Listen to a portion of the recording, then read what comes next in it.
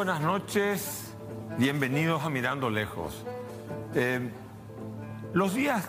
día de hoy, los días que pasaron, la verdad que estuvieron llenos de sorpresas. La primera sorpresa que a mí me provocó cierto disgusto fue cuando vi y escuché al presidente de la República defendiendo a un senador de su partido, de su bancada, Hernán Rivas, sobre un tema que tiene que ver con la falsedad de los títulos universitarios. Yo no quiero entrar a debatir, a que mi pensamiento discurra sobre la base si son o no falsos los títulos de Hernán Rivas. Lo que quiero decir es que el presidente de la República no puede desgastarse en temas que son de tan poca, digamos, que tienen mucha importancia y que provocan un gran desgaste de la imagen presidencial. El presidente tiene que hacer que sus senadores lo defiendan a él, su gabinete lo defiendan a él. En un gobierno constituido donde existe el liderazgo y una visión de gobierno, los ministros actúan de fusiles. La bancada de parlamentarios es una suerte de guardia imperial que tiene que luchar por sobre todas las cosas para que el emperador, en este caso el presidente de la República, no sea ni siquiera rajuñado por las querellas que existen dentro de la política. A mí me pareció, honestamente, la lógica que encarnó el presidente Santiago Peña al ejercer la defensa de Hernán Rivas, me pareció que él se está bajando a otro nivel. Y nosotros tenemos que conservar la figura del presidente porque todavía le quedan más de 4 años de gobierno y la necesidad de despertar una vocación reformista dentro del gobierno. Hay veces que pienso, cuando analizo y observo cómo actúa el presidente de la República, y me recuerda aquella sentencia que algunos dijeron con respecto a Charles de Gaulle, cuando de Gaulle convocó a un plebiscito, entonces dijeron, este es el hombre que prefiere el suicidio a la muerte. Yo creo que el presidente Santiago Peña, con algunos gestos, con algunas actitudes que está asumiendo, daría la impresión que prefiere su suicidio a su muerte. Y en este sentido creo que es peligroso para la continuidad, para la gobernabilidad, para que estos 5 años puedan ser 5 años amplificados de gobernanza, de crecimiento económico, de desarrollo social, de corregir el rumbo torcido, las estructuras torcidas que tienen el Estado y la sociedad paraguaya.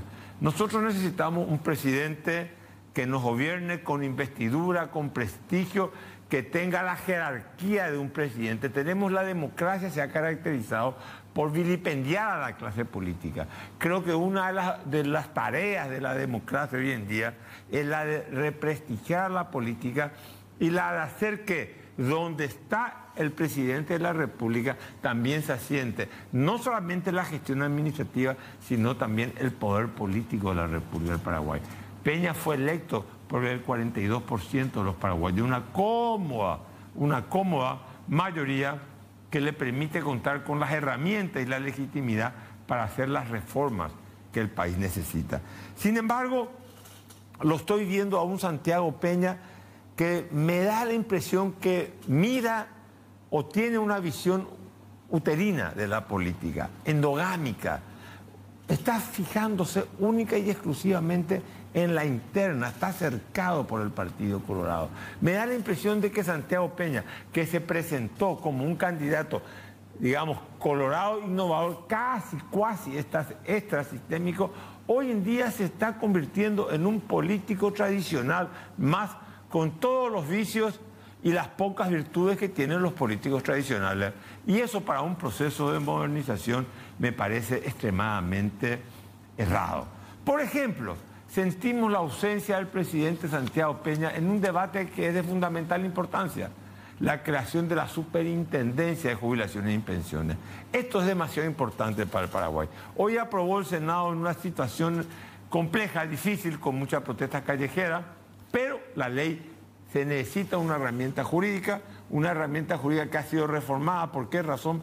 Porque el Estado el dinero del IPS no va a poder ser utilizado por el Estado, no va a poder ser utilizado por los entes autárquicos, por las municipalidades, o tampoco va a poder ser instrumentalizado o capturado bajo ninguna herramienta de carácter, digamos, financiera, que esté vinculado, que tenga el propósito de cómo se hizo en otros países, utilizar las pensiones, las jubilaciones para cerrar el déficit fiscal o para cerrar los gastos del Estado. En este sentido, la ley es de fundamental importancia para el país. Pero sin embargo, en esta ley que es tan importante para el país, lo más notable de todo, lo más notorio, lo que tenemos que señalar es que el presidente de la República no fue el impulsor de una ley que es de fundamental importancia. Al contrario, la iniciativa fue presentada por un parlamentario que pertenece al Partido Liberal Radical Auténtico, el senador Dionisio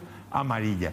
Eso no puede ser así. El presidente tiene un liderazgo y ese liderazgo lo tiene que ejercer especialmente en situaciones extremadamente difíciles como estas, o como esta ley que va a ser de fundamental importancia para garantizar el ahorro de los que se van a beneficiar con la jubilación en el futuro y hacer que las generaciones que vienen después no tengan que pagar las jubilaciones o tengan que hacerse cargo de los déficits presupuestarios.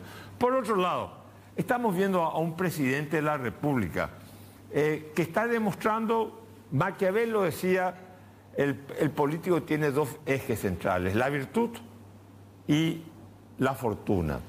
La fortuna es las circunstancias que ponen en lugar. La virtud es la pericia, la destreza de poder ejercer el cargo. El presidente Peña tuvo la fortuna, le sonrió. Ahora que demuestre la virtud, la pericia de poder gobernar. Estoy viendo un rumbo errado, errático, equivocado en su política exterior. El presidente está, de alguna manera, incordiando la relación con Rusia, reuniéndose con Zelensky. Zelensky vino a la transición de mando, a la transmisión de mando de Milei, porque él quería reunirse con Lula, porque él piensa que Lula puede ser el mediador que los rusos acepten, en un momento en donde tantos ucranianos como rusos se dan cuenta que el camino de alguna manera es la paz y se están agotando todas las posibilidades bélicas. El presidente paraguayo se reúne y eso quiere decir que Rusia impugna la actitud paraguaya. Pero también nosotros estamos en una discordia con China continental porque tenemos la relación con Taiwán, cosa que a mí me parece muy bien. Pero también tenemos el problema con la comunidad europea, porque le decimos a los europeos, ustedes nos mandan un empaquetado en donde supuestamente van a terminar, la educación va a ser una herramienta para degenerar la moral de todos nuestros niños.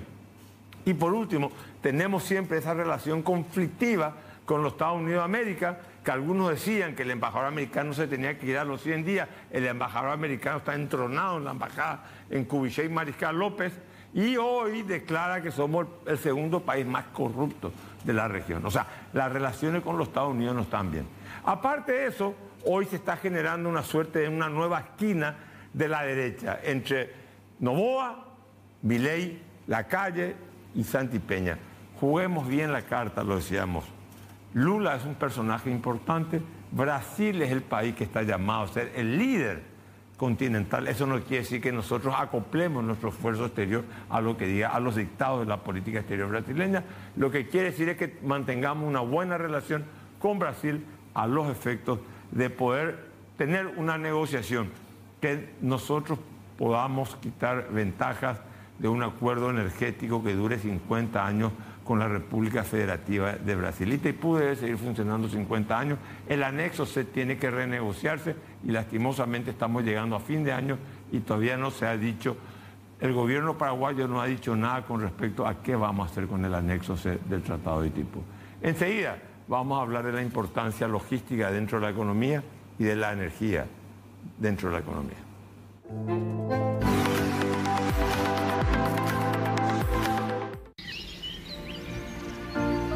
Bosque Lago, el gran barrio cerrado que siempre soñaste.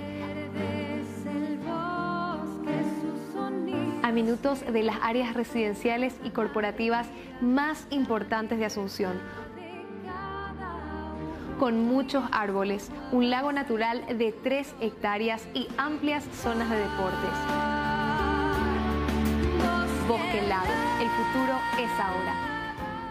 Somos muchos los que entendimos que para cambiar el mundo hay que hacer, como el plan que tuvimos para que cada vez más personas utilicen menos envases nuevos y más nuestra botella retornable. O como cuando nos comprometimos a devolver a la naturaleza el agua que utilizamos. La próxima vez que te preguntes si estás solo, recordá que somos muchos. Hagamos juntos, hagamos ahora, hagamos que hoy tenga un mejor sabor que ayer. Cuando necesites apagar con urgencia el ardor que produce la acidez estomacal, contá con Omeprazec. Rápido, confiable y accesible. Omeprazec es tu alivio inmediato. Encontralo en las principales farmacias. Lo mejor es de Quimpa. Osito, osito, yo quiero mi osito. Amanda te trae tu postre exquisito. Helado cremoso es tu postre, osito.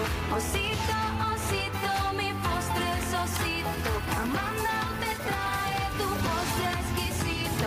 Es tan delicioso tu postre, osito. Osito, osito, mi postre es osito. Probá el nuevo postrocito de Amandao. Garelli Estructuras. 35 años brindando soluciones de ingeniería con elementos prefabricados, producidos con la mejor tecnología del mundo y cumpliendo normas europeas de proyecto. Soluciones económicas, seguras y eficientes tales como Losarrap, Tinterrap, tirantes pretensados y vigas pretensadas. Brindamos aporte técnico permanente facilitando el diseño y correcta colocación de nuestros prefabricados. Encontranos en Facebook e Instagram como @Garelli Estructuras.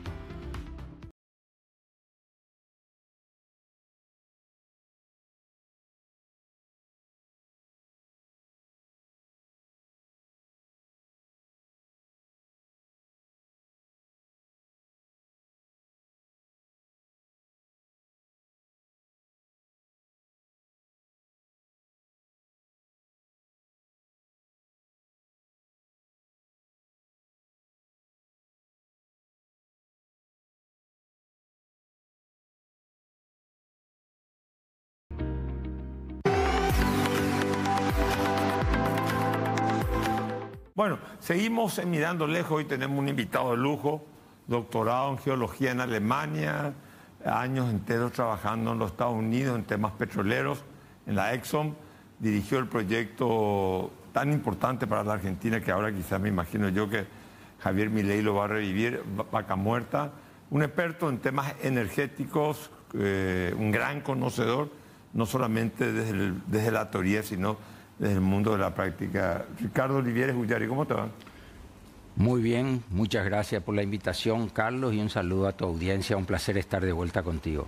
Bueno, Ricardo, a ver, ¿qué importancia, qué implicancia tiene la energía? Ahora nosotros tenemos que renegociar Itaipú, tenemos los problemas con Yacyretá. ¿Qué significa el consumo energético? Cuando más energía se consume, ¿quiere decir que mejora el estándar de vida de la gente y quiere decir que la economía progresa? Correcto. No hay desarrollo sin energía. De hecho, el gran salto que tuvo la civilización con el desarrollo industrial es gracias a que se descubrió energía que estaba disponible, accesible, en forma permanente y a un costo relativamente bajo, que fue el desarrollo del carbón, el petróleo, el gas y más adelante otros tipos de energía como la nuclear y también la hidroeléctrica, ¿verdad? Energía hidráulica sí existió desde el principio y es una de las no renovables, ¿verdad? Existieron otros tipos de energía. Hasta la revolución industrial, la energía solar y sobre todo la energía eólica eran las que dominaban toda la civilización. El transporte, la molienda de los granos, todo se hacía en base a energía renovables, que eran las que mencioné, ¿verdad? Es cuando viene el petróleo, el carbón y el gas que se produce un salto gigantesco por la existencia de energía. Ok, o sea, inicialmente, digamos, la economía era más pequeña y era, digamos, se manejaba con economías, con energías renovables. Ya el molino de viento, la navegación a vela. La navegación, etcétera, etcétera. Ahora bien, después viene el petróleo, los hidrocarburos. Y hoy en día estamos en un dilema, en un debate. Tenemos que volver, parece, retrotraernos al estado de naturaleza para evitar que las condiciones del clima, los cambios ambientales. Lo que te quiero preguntar es lo siguiente, una pregunta que que provocan muchos debates. Los cambios climáticos, las reacciones que tiene la naturaleza, que muchas veces son inentendibles, es producto de la incidencia, de la actitud depredadora del ser humano, es un comportamiento de la naturaleza. O sea, que la naturaleza presenta comportamientos anormales, puede tener terremotos, inundaciones, lluvias en exceso, sequías, etcétera, etcétera. Excelente la pregunta, es muy compleja, Carlos.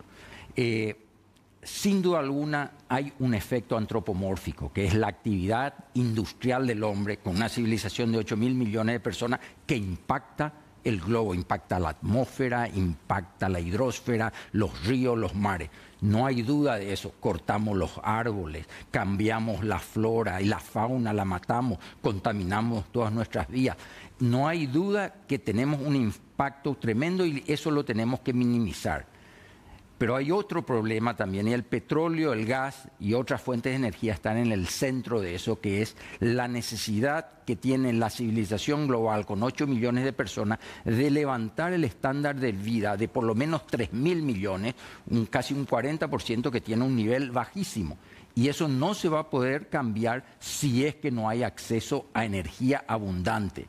Entonces, lo que está pasando con el cambio climático, y hay mucha ideología ahí, es que tenemos que descarbonizar cierta parte del consumo energético, porque se atribuye al CO2, al exceso de carbono en la atmósfera, un efecto de calentamiento global.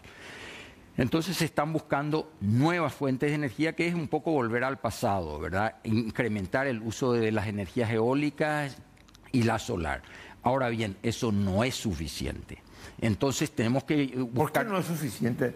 Porque se interrumpen. Son interrumpibles y no generan, por unidad de masa, generan muy poca energía con respecto a otras. A ver, para que yo entienda, pues nosotros, sí. O sea, por unidad de masa. Necesitas demasiado viento o demasiado sol para producir menos energía que el petróleo. Así mismo, que el petróleo o el extremo más positivo es la energía nuclear. Con poca masa genera gigantescas cantidades de energía, pero lo mismo pasa con el petróleo, produce muchísimo más por unidad de masa. Claro. Ahora, yendo a tu pregunta importante, es que me dijiste, ¿tiene el efecto del hombre un cambio en ciertos efectos climáticos?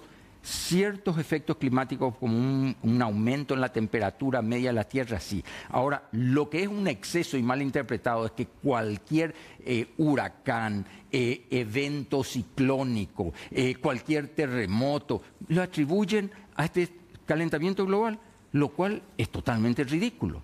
Estos son, en la Biblia, hasta cuando no había prácticamente una gran población humana, la gran inundación del Arca de Noé. Sí. O sea, efectos, eso no tiene nada que ver con el calentamiento global. Lo que sí tiene que ver con el calentamiento global es un aumento de la temperatura que obviamente va a influir en el clima a nivel global, no en ciertas, digamos, situaciones normales de la naturaleza como una inundación por exceso de lluvia. O sea, a ver, entonces...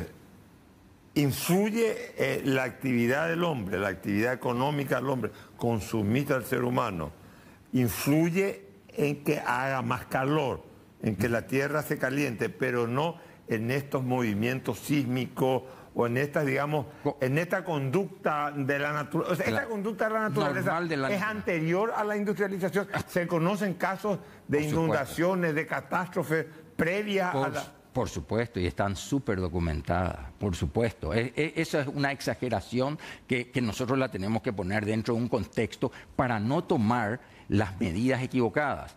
Y las medidas equivocadas son, y los tienen ciertos segmentos, ¿verdad?, de tratar de destruir lo que se...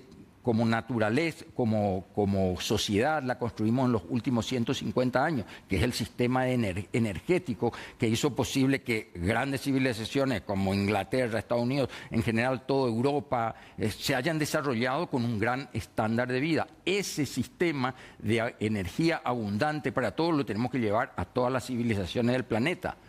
Y esa es la idea. Entonces, lo que tenemos que hacer es hacer una cierta transición de preservar lo que tenemos, disminuyendo lo que creemos que tiene un efecto, que es la cantidad de carbón que uno lanza a la atmósfera, mientras hacemos una transición de tal manera que todos se beneficien de un exceso de energía y la sociedad pueda tener un nivel de vida más alto. Eso sobre todo es muy importante para Paraguay, que nosotros levantemos el nivel de estándar de vida de nuestra sociedad.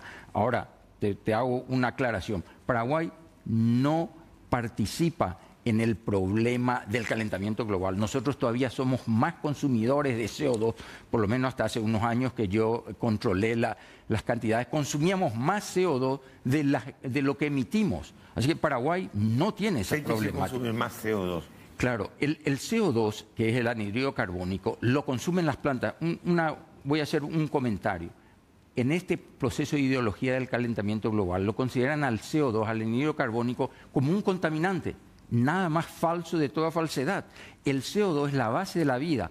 La vida, la vida como materia orgánica comienza con las plantas en el proceso de fotosíntesis con energía solar, CO2 más agua, que convierten la materia inorgánica en materia orgánica. Entonces, no puede ser un contaminante. Esos son los extremos a los que se llega para tratar de combatir ese calentamiento global. Una exageración porque hay mucha ignorancia de cómo funciona el planeta en total. Pero ahora, yendo a la pregunta de qué es lo que consumimos, lo que nosotros hacemos es, como tenemos pocas emisiones, porque la mayoría de nuestra energía lo hacemos gracias a la energía hidroeléctrica, ¿verdad? En parte a la biomasa. Lo que es el área de Paraguay, con sus bosques, con su vegetación, consume más CO2 de lo que nosotros emitimos. Entonces, no tiene que ser un problema para nuestro gobierno, por lo menos desde mi punto de vista. Entonces, quiere decir que Paraguay no tiene que someterse a las condicionalidades, por ejemplo, de algunos grupos financieros. Dice, yo no te puedo financiar si vas a hacer una actividad económica en el Chaco. O si vas a criar ganado, o si vas a cultivar soja. ¿Cómo nos manejamos? ¿Cómo el Paraguay se... O sea, si existiera extorsión, no tengo una respuesta. Ahora, los datos muestran, para mí la respuesta es, ok, señores, acá les muestro, estas son nuestras emisiones, esto es lo que nosotros consumimos en CO2 como país. Este no es un problema nuestro, este es un problema de las naciones industrializadas que tienen emisiones gigantescas. No es un problema nuestro. Y no tienen vegetación que la capte. Nuestro problema es levantar el nivel de vida de nuestros ciudadanos. Y Paraguay está en una situación muy favorable porque nosotros todavía producimos mucho más energía de lo que consumimos. O sea, el problema para nosotros es cómo maximizar. Desde mi punto de vista personal, y yo soy una persona que viene de la industria, nunca tuve una función pública, así que estoy menos familiarizado con el sector público, ¿verdad? Pero la situación de Paraguay tiene que ser cómo maximizo la energía que tengo para dar mayor bienestar a mi sociedad. O sea, el Paraguay, a ver, nosotros tenemos biomasa que es basura, excremento... O plantar árboles que después... Se cortan. Claro. Eso es biomasa. Claro, eso es biomasa. 50% de nuestro es consumo energético. Después tenemos un 30% que es derivado de hidrocarburos, los combustibles para los autos. Ha de ser menos, yo creo. Menos. Sí, yo creo y energía eléctrica 20% más o menos, bueno, de origen hidráulico. De origen hidráulico. Ahora, mi pregunta es la siguiente. ¿Cómo Paraguay puede diversificar? ¿Qué tipo de energía renovable puede tener? Digamos, para conservar esto. O sea, somos un país que podemos tener energía eólica, podemos tener energía solar, o tenemos que hacer más, digamos, represas. Bueno, es muy compleja tu pregunta porque incluye muchísimas cosas. En el tema, te voy a comenzar con la última que hiciste, represas. Paraguay tiene grandes represas. Creo que existe, y yo no soy experto en represas, la gente de la ANDE la va a conocer mucho mejor, o en los ministerios, ¿verdad? Pero tenemos todavía un potencial para aumentar. Toda represa tiene su impacto en la naturaleza, así como quemar petróleo tiene un impacto en la atmósfera, ¿verdad? Hacer represas tiene un impacto gigantesco. Tenés que inundar para el reservorio. Inundar reservorio. ¿Entonces justifica hacer eso? Sí, claro, por supuesto. Un gran éxito para el Paraguay. No solamente eso, no es que inundás áreas, que es algo muy importante. Cambias la naturaleza del río. Los ríos están hechos por la naturaleza para transportar los sedimentos. Vos cambiás sistemas fluviales en sistemas lacustres, el gran lago de Itaipú, y ahí se acumulan los sedimentos. O sea, cambias un sistema de vida de una flora y fauna fluvial a una lacustre. O sea, hay grandes impactos en la naturaleza. No hay energías limpias y sucias. Eso es un tema que desde el punto de vista técnico uno ve ventajas y desventajas. Y para cada energía vos tenés que entender el nicho. Hay más ventajas que desventajas, la utilizo. Hay más desventajas que ventajas, no la utilizo. Es una cosa de costo-beneficio. Pero en las represas... O sea, la satanización a los hidrocarburos, digamos, de tu punto de vista, es un enfoque equivocado. Por supuesto, es que no solamente es un enfoque equivocado, aunque lo satanices, la sociedad no puede vivir sin hidrocarburos, no en las próximas 3 o 4 décadas como mínimo, y seguramente más. No hay forma de reemplazar esa cantidad de energía. Alemania la matriz energética no se cambia con tanta facilidad. Por supuesto que no, vas a necesitar. Se construyó en 150 años, la vas a cambiar en 50, 100 años. Es imposible. Pero voy a ir a tu pregunta. A la pregunta, Paraguay, ¿qué otro tipo de...? Claro, a eso iba. Energía solar hay en grandes regiones, más que nada en el Chaco. Energía eólica, yo no sepa que esta es una zona de grandes, yo no sé que es una zona de grandes vientos constantes como en la Patagonia o ciertas segmentos de Brasil. Uruguay también, por supuesto. Entonces, eólica yo no creo. Tenemos que incrementar la biomasa. Yo creo que tenemos que buscar otras fuentes de energía, como buscar, si tenemos la posibilidad de gas. Todo lo que se hizo acá ha salido hasta ahora negativo, pero ¿hemos exhaustado eso? Yo soy un convencido que no, que todavía tenemos oportunidad de investigar más cuál es nuestro potencial. Y después tenemos que tener también la posibilidad de hacer una alianza más estratégica con los vecinos, como pasa en muchas partes, ¿verdad? Y sobre todo en Europa, donde están conectados los sistemas y un país le presta a otro. Tenemos que diversificar y ampliar nuestro integración energética. Una integración energética, definitivamente. Pero esas son las más importantes.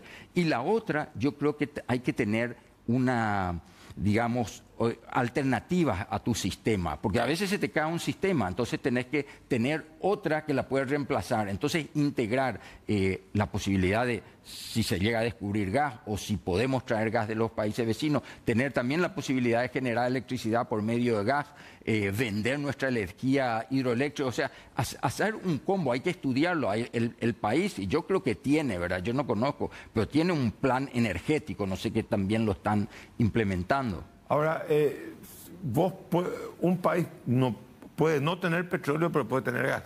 Sí, sin duda alguna. Eso, en general están asociados. Hay gas que está asociado a petróleo. Hay también ciertas formaciones donde tiene un tipo de materia orgánica, pero el petróleo viene de materia orgánica que fue generado en el pasado, acumulado en las rocas, que es dominantemente gas. El caso de Bolivia. Bolivia tiene un tipo de materia orgánica en su roca generadora, que es de edad devónica, que se llama materia orgánica tipo 3, que genera dominantemente gas y líquidos muy livianos, que son naftas naturales, más que nada. Y si uno mira qué es lo que produce Bolivia o el norte de Argentina, el noroeste de Argentina, dominantemente gas y condensados y un poco de naftas naturales. Las actividades que tienen que ver que son amigables con la economía verde, por ejemplo, producir amoníaco, fertilizantes derivados del amoníaco, ¿eso tiene futuro en el mundo comercial o es que va el paradigma del cambio climático, vos pensás que es reversible? ¿O es un paradigma que se queda, se instala para que los países, como una suerte de idea reguladora en el uso de los recursos energéticos? Bueno, son muchas preguntas. No sé si te entendí muy bien, pero el amoníaco es parte de la industria química, petroquímica. Sale mucho del hidrógeno que se produce en plantas químicas. Ahora, pero es un negocio para el futuro eso. No para Paraguay, pero sí para otros países. No para Paraguay, porque Paraguay tiene gran parte del hidrógeno, lo que le llaman hidrógeno verde, es con energía eléctrica sacar el hidrógeno del agua. Eso es costosísimo y carísimo. Paraguay no puede eso hacerlo. No tendría sentido, porque nosotros ya tenemos mucha energía eléctrica. Y aparte, el hidrógeno es muy difícil. Son moléculas tan pequeñas que es muy difícil y costoso de manejarlo. Tiene sentido si tenés una industria química desarrollada y más que nada tiene sentido si tenés mucho gas, porque el gas se saca más fácilmente del hidrógeno. El hidrógeno se saca más fácilmente del gas que del agua. Necesitas mucho menos energía. O sea, la industria del hidrógeno para mí, para Paraguay, no tiene sentido. Sí tiene sentido en otros países, pero por la situación industrial en que nosotros estamos, ¿verdad? No sé si me habías hecho otra pregunta no relacionada con el hidrógeno, porque esto es lo... No, lo importante es la economía verde, o sea, vender productos que son, digamos, amigables para cultivar con fertilizantes, que tengan todo una trazabilidad, una carne que tenga una trazabilidad en donde no han... O sea, ese es un negocio, un nicho. Ahí va a haber un nicho de mercado en el futuro. ¿Vos pensás que la idea de la economía verde todo, se va a mantener como idea reguladora, regulativa? Entiendo tu... Mira, para mí lo más importante realmente es que uno como nación trate de entender que vivimos con la ecología, vivimos en la tierra. Una de las cosas que yo pondría en un currículum de toda la primaria y secundaria es la ecología. Vos tenés que entender en qué vivís. Y lo que nosotros tenemos que educarle a nuestra población es de cuidar el medio ambiente. Talamos miles, 100 miles de hectáreas, ¿verdad? Tenemos que preservar bosques, tenemos que preservar la flora, tenemos que preservar la fauna, tenemos que preservar nuestros ríos, no contaminar nuestros lagos, ¿verdad? Que lo hacemos, porque la naturaleza después te paga, te cobra eso, te devuelve. Pero te voy a terminar. Entonces, pero a la vez tenemos la necesidad del hombre de levantar su estándar de vida. Entonces, hay que tratar de desarrollar la ganadería, la agricultura, la parte forestal, preservando lo más posible o impactando lo menos posible el medio ambiente. Se me va el tiempo. Vos viviste mucho tiempo en Estados Unidos, trabajaste 30 años en Estados Unidos, trabajaste después 5 años, si no estoy equivocado, en la Argentina, en el proyecto Vaca Muerta. Te pregunto, el triunfo de Milei, algunos dicen que festejaron en Estados Unidos porque se anticipa el triunfo, no, la vuelta de Trump a la Casa Blanca. Lo que te quiero decir, Trump en la Casa Blanca, Milei en la Casa Rosada, puede ser que haya una impugnación a todo este paradigma, a este nuevo paradigma de que el cambio climático, de que hay que tener ideas regulativas del uso racional de los recursos naturales, hay que tener una actitud más preservadora del medio ambiente. ¿Te parece que puede haber ahí un cambio en eso? Sí. Yo te quiero responder de otra forma, sin ir a los políticos. Pero es importante lo político. Sí. Entiendo lo político, pero lo que te quiero decir es que dentro de la industria, yo te hablo como industria petrolera, pero conozco una cantidad de otras industrias, la industria del automóvil. La gente de la industria realmente quiere desarrollar, pero preservando lo más posible la ecología. Yo creo que ese cambio ya se ha dado en la sociedad. Lo que nosotros tenemos que fomentar más es una conciencia de que el hombre vive en el mundo y el mundo lo tiene que preservar. Y eso va a venir independiente de esta polarización que está ocurriendo ahora, donde hay sectores bien a favor o en contra del cambio climático. Quiero terminar con una frase, porque yo estudié geología histórica. La Tierra, el cambio climático es una constante. Aquel que estudió geología histórica desde comienzo de la Tierra hasta ahora, lo único que ha cambiado la Tierra es constantemente a otras situaciones. Por eso evolucionó la vida, por eso evolucionaron los mares hace 150 millones de años. No existía el océano Atlántico. Se forma en los últimos 150 millones de años una masa gigantesca. Con eso cambia toda la vegetación, cambia la flora.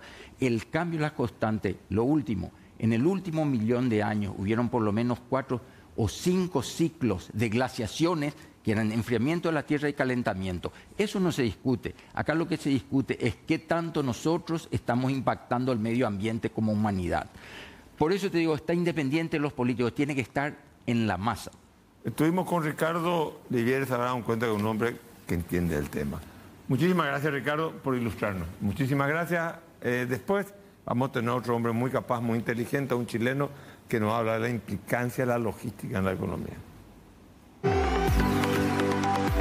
Bueno, estamos con Alberto Porques, Él es un especialista de nacionalidad chilena, un conocedor de todo lo que sea logística, ocupó cargos muy importantes en Chile, administró el puerto y el sistema de concesionar a privados los puertos en Chile. Ustedes saben que Chile es un país con muy pocos recursos naturales, pero sin embargo un país que ha desarrollado ventajas competitivas, una logística que creemos nosotros que fue también una herramienta para ese crecimiento. ¿Me equivoco o no al decir que la logística, el aspecto logístico, Alberto, fue muy importante para el crecimiento que tuvo Chile del 70 y tanto en adelante? No, ciertamente la logística ha sido vital, el contar con una buena logística. Chile tiene una política de desarrollo basada en el comercio, básicamente exportaciones. O sea, ese es el camino que el país eligió para su desarrollo. Por lo tanto, el contar con todo un esquema logístico, tanto desde el punto de vista de infraestructura como de procedimientos, procesos, todo lo que gira alrededor de la logística es vital para el cumplimiento de esta estrategia. Por lo tanto, toda la logística ha sido clave en el progreso que ha logrado el país en las últimas décadas. Ahora, para que un país pueda, digamos, logística es, yo presto un servicio de transporte, un servicio, o te bajo las cargas, es servicio. La logística está dentro de la economía en el servicio, es un servicio. Es un servicio. Un servicio. Ahora, el Estado tiene que dotar al país de infraestructura para que esa estrategia logística pueda tener validez. Sí, no, porque el modelo en Chile de infraestructura pública opera bajo el esquema de concesiones. O sea, el Estado ha construido algunas infraestructuras, puertos básicamente, que posteriormente fueron concesionados a contar del año 2000, y autopistas, que muchas de ellas existían, pero fueron concesionadas y llevadas a un alto estándar por parte de las empresas privadas. Te interrumpo. Las empresas, o sea, el sector carretera, puertos, aeropuertos, ¿están en manos privadas? Sí, concesionados a empresas privadas. O sea, ¿qué quiere decir concesionado a empresas privadas? Son empresas privadas que están encargadas de administrar, explotar y mantener estas instalaciones a cambio de pagos de contraprestaciones al Estado. Un canon. Un canon. ¿Y quién se queda? ¿La propiedad de quién es? El Estado conserva la propiedad, siempre. ¿Y las concesiones por cuánto tiempo se otorgan? La ley en Chile establece un máximo de 30 años. No pueden exceder 30 años. Yo le digo, vos, Alberto, me vas a administrar esta autopista por 30 años. Correcto, es el plazo máximo.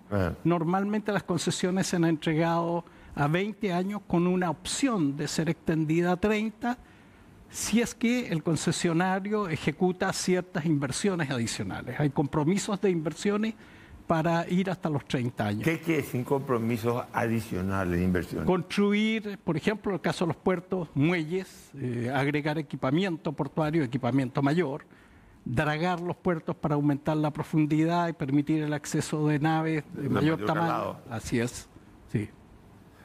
Chile vive mucho, Chile es un país, corregime si estoy equivocado, de aranceles externos muy bajos, mucho más bajos que Mercosur, no sé, creo que 1 o 2% del promedio de aranceles. 0,6%. 0,6%, y tienen acuerdos de comercio bilaterales con casi todo el mundo. Sí, tenemos más de 60 acuerdos comerciales. Bilaterales. De libre comercio. De libre comercio, sí. De hecho, hay una cantidad importante de países. Si mal no recuerdo, Chile tiene tratados de libre comercio con economías que representan algo así como el 80% del PIB mundial. Tenemos tratado de libre comercio con la Unión Europea, Estados Unidos, Japón, China, Canadá, México. ¿Y ustedes, logísticamente hablando, qué hacen? ¿Utilizan la logística para importar y para exportar lo que Chile produce, o aparte le prestan servicio logístico a un tercer país donde el impacto económico va a producirse en un tercer país? No, básicamente por la ubicación geográfica que tiene Chile, la mayor parte de los servicios logísticos están centrados en el comercio exterior de Chile. Hay volúmenes de carga que llegan de Argentina, desde la zona de Mendoza, que transitan a través de los puertos chilenos, pero no es un volumen relevante aún. Yo espero que crezca en el futuro. Pero toda la actividad logística está centrada, o el grueso de los servicios se presta a cargas de importación y exportación chilena. Ustedes los chilenos que están vinculados a tu economía, la economía chilena está muy compenetrada, me imagino, con la Argentina, ¿o no? No. Los mayores socios comerciales de Chile, como todos los países de nuestra región, son básicamente China, Estados Unidos, en el caso de Japón para las exportaciones, y en el caso de las importaciones, China, Estados Unidos, Brasil. O sea, usted mira en el Pacífico. Sí, hace años que Chile se orientó fuertemente hacia el Pacífico. ¿Por qué el Pacífico creció más rápido que el Atlántico en América? ¿Por qué?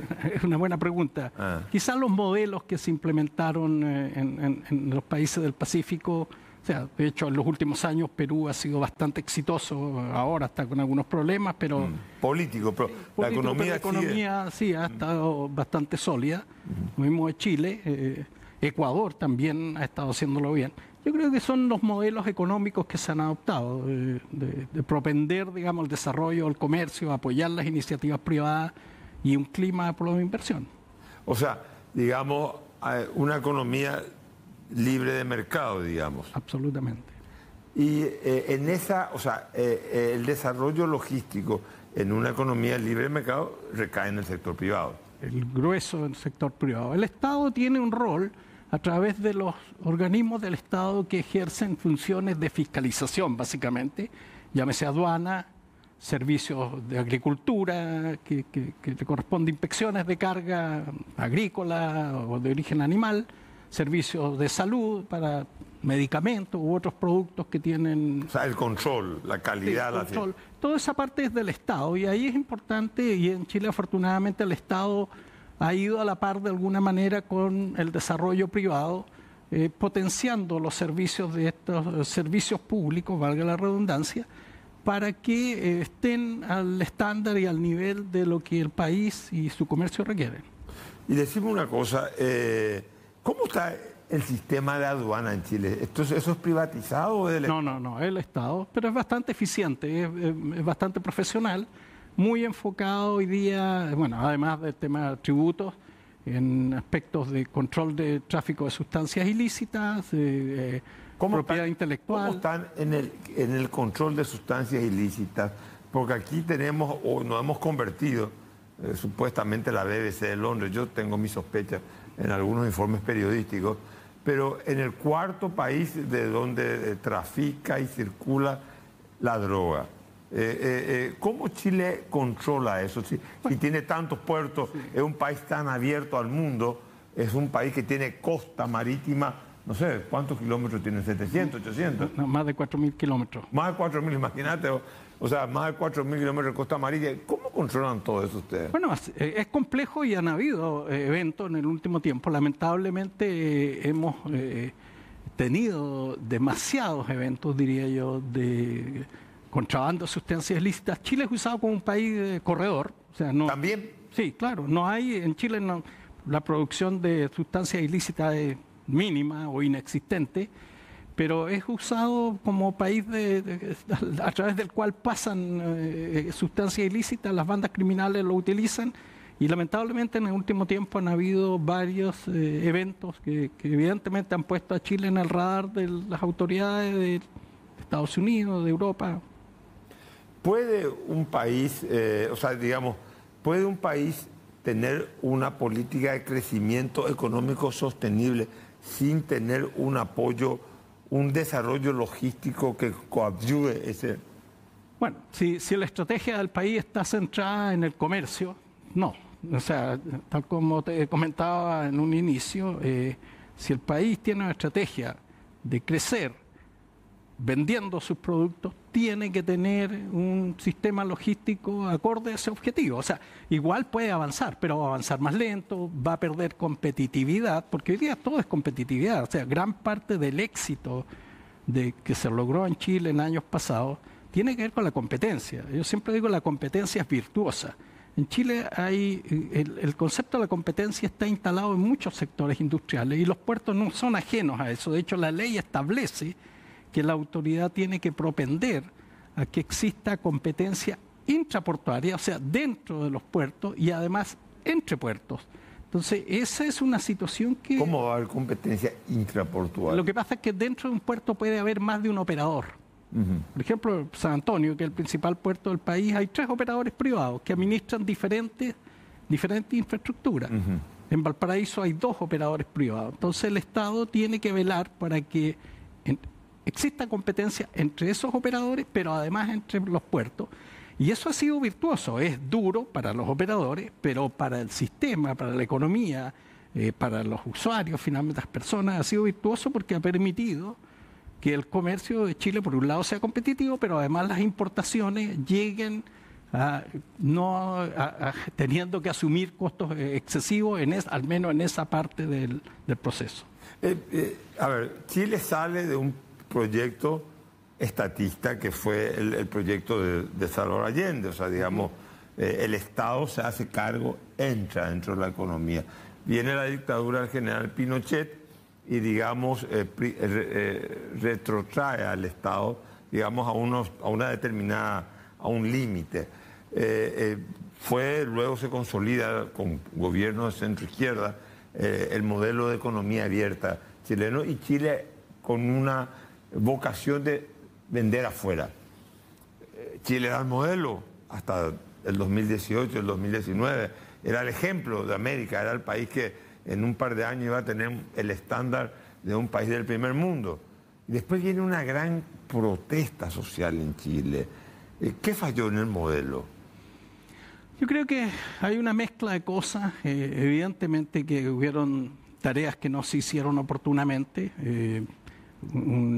algo que tiene que ver con las expectativas también.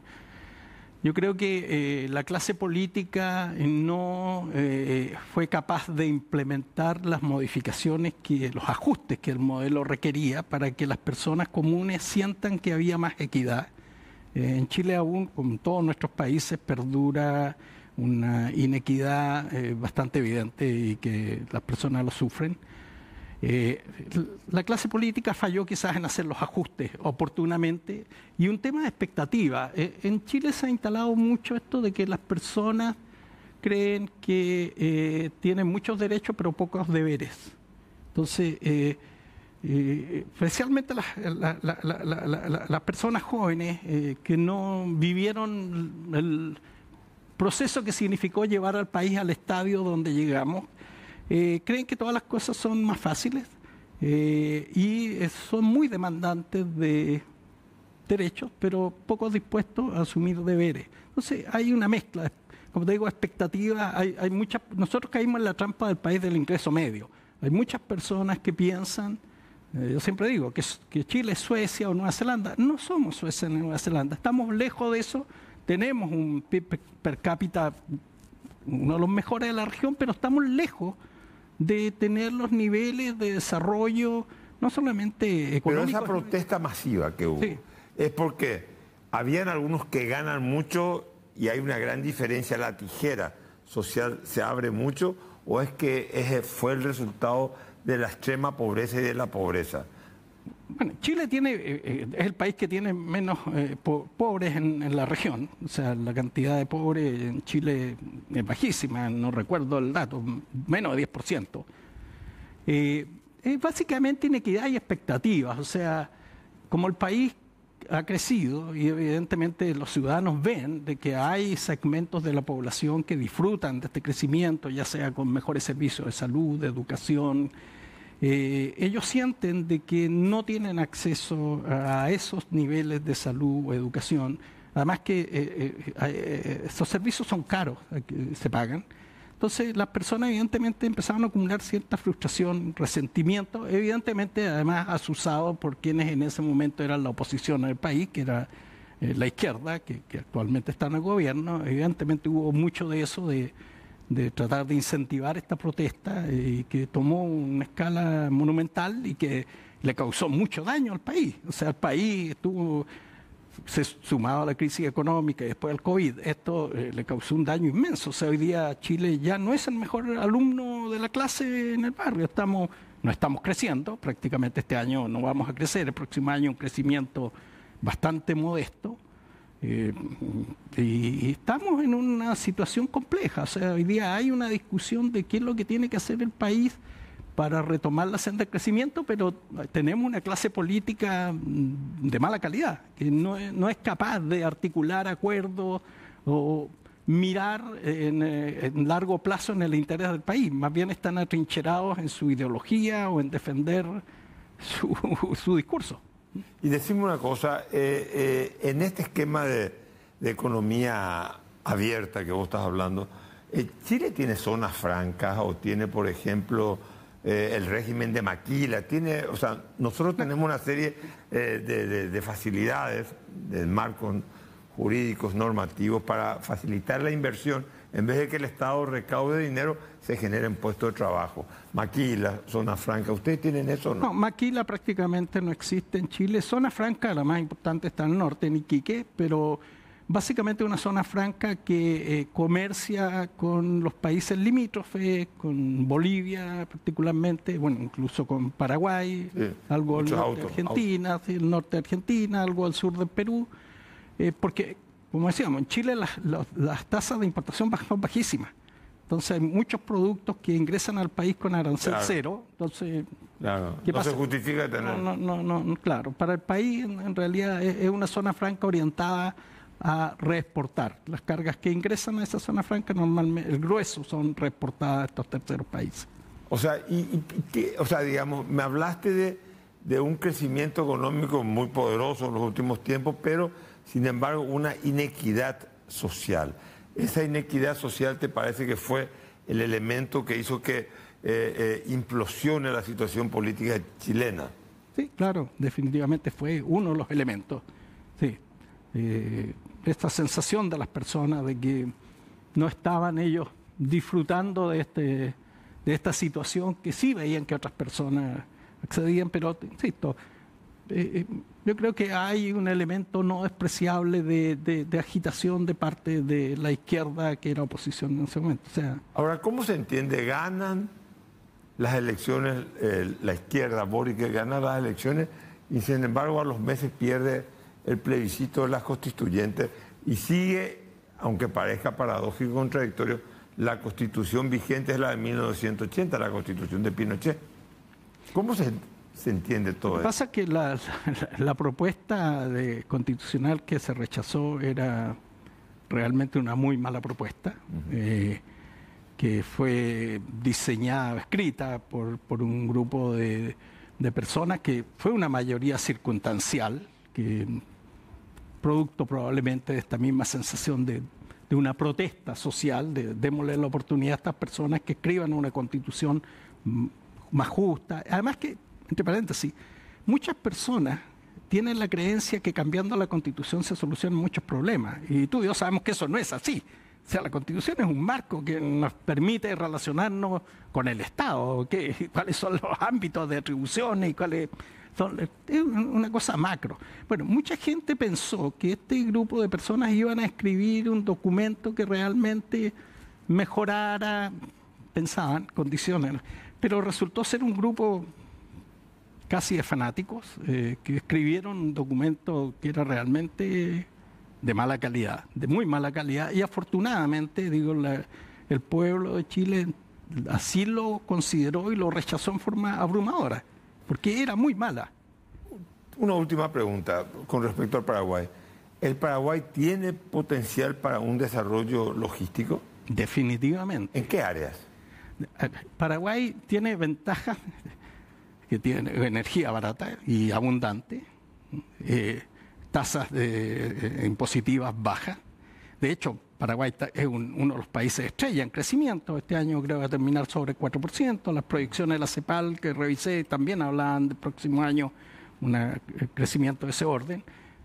Yo sé que están llegando muchos inversionistas, chilenos, argentinos, brasileños, a invertir en Paraguay. Por lo tanto, yo creo que Paraguay tiene posibilidad, está muy en boga el tema del nearshoring, que es localizar muchas actividades que empresas, particularmente de Estados Unidos, tenían basadas en China, las han estado trasladando a esta parte del mundo, estar más cerca, qué sé yo.